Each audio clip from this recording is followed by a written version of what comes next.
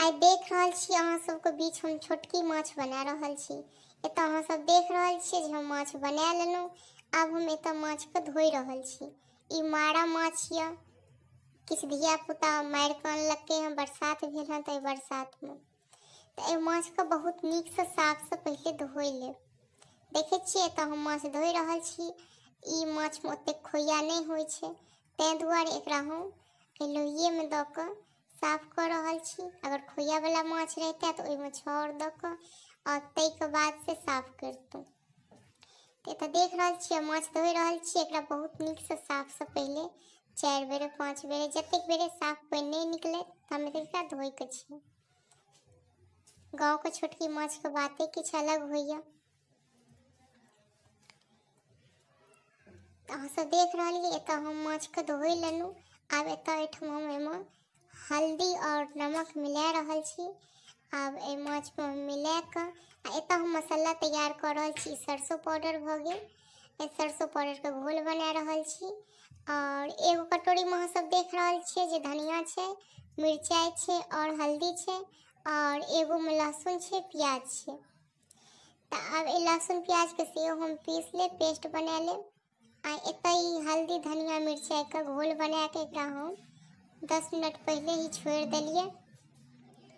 किया तऽ 10 मिनट पहिले छोड़लासँ ई होइ छै मसाला फूलि जाइ छै बहुत नीकसँ।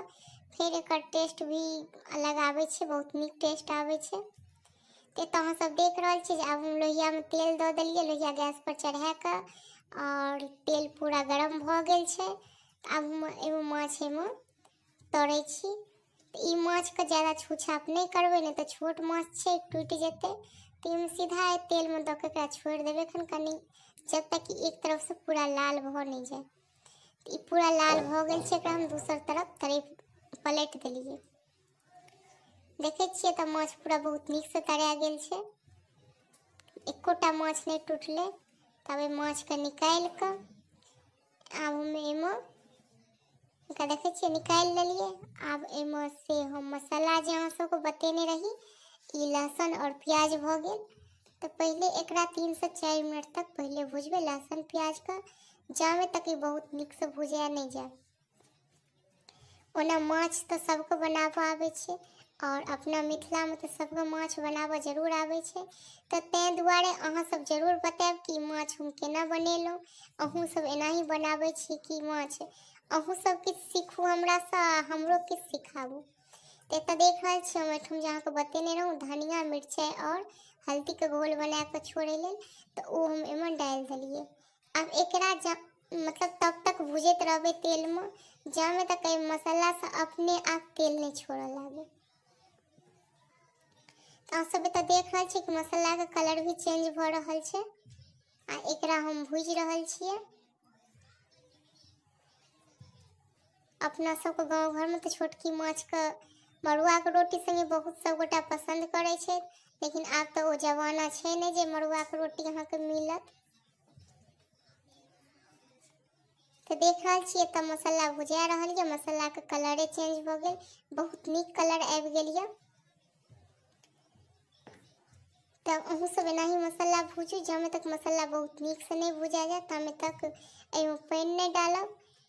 आब हम एहि मसालामे की करब तऽ अहाँ सबके बतेने रही कि सरसोंके घोल, तऽ सरसोंके घोल हम सेहो आब एहिमे किछु देरमे डालि देबै। ओना अहाँ सब सरसोंके सिलौट लोढ़ी पर सेहो पीस सकै छी, मिक्सी मशीनमे सेहो पीस सकै छी, लेकिन एतऽ हम पाउडर यूज केलहुँ हँ।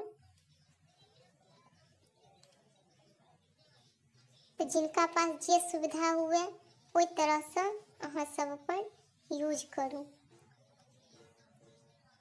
देख रहल छियै तऽ मसालाके कलर पूरा चेंज भऽ गेल छै, मसाला लाल भऽ गेल छै भुजाके। आब एतऽ हम की करबै, सरसोंके घोल जे बतेने रही से आब हम मसालामे डालि देबै। डालि देलियै हम सरसोंके घोल मसालामे। लेकिन हाँ, साथ साथ हमर वीडियो केहन लागल अहाँ सबके और अहाँ सब केना माछ बनाबै छी से जरूर बताएब। और ओहिके साथ साथ हमर वीडियोके लाइक सेहो करब, हमरा चैनलके सब्सक्राइब करू और कमेंटमे बताबू। तऽ देख रहल छी कि मसाला भुजा रहल यऽ। आ एतऽ नमक अपना अनुसारसँ डालब। केओ नमक ज़्यादा खाइ छै, केओ कम खाइ छै, केओ भातमे ज़्यादा नमक खाइ छै, केओ रोटीमे कम खाइ छै। सबके अपन अपन पसंद छै। केओ छोटकी माछ चूड़ा संगे खाइ छै तऽ भूजि कऽ ओनाही, केओ रोटी संगे भुजले खाइ छै। ओना ठंडके मौसममे छोटकी माछ रातिके बना लिअ और भोरके बसिया माछ खाउ तऽ ओहिके टेस्टे अलग रहै छै। अहाँ सब एतऽ देख रहल छी अहाँ सब। आब हम एहिमे की करबै तऽ झोर दऽ देबै, जे बहुत लोग तरी कहै छै और बहुत लोग रस कहै छै। माछक झोर, अपना सब गाँव घरमे तऽ ओना माछक झोर कहै छै, हमहूँ सब माछक झोरे कहै छियै। तऽ जे जतेक एहिमे किनको ज़्यादा झोर पसंद छनि, किनको कम पसंद छनि, तऽ ओतेक एहिमे झोर दऽ देलियै हँ। तऽ देख रहल छी अहाँ सब। लेकिन हाँ, साथ साथ हमरा चैनलके सब्सक्राइब जरूर करू और हमरा वीडियो को लाइक जरूर करू और कमेंट में बताबू कि साथ साथ कि अहाँ सब माछ केना बनाबै छी, ताकि हमहूँ अहाँ सबसे किछु सीख पाबी। एतऽ देख रहल छी कि रस पूरा बरकि गेल छै। आब एहिमे हम ई माछ दऽ देलियै। आब एकरा 3 से 4 मिनट तक हम एहिमे बरकऽ देबै और माछ बनिके तैयार भऽ गेल। अहाँ सब ओहिके साथे साथे हमर वीडियो लाइक करू, हमर चैनल सब्सक्राइब करू।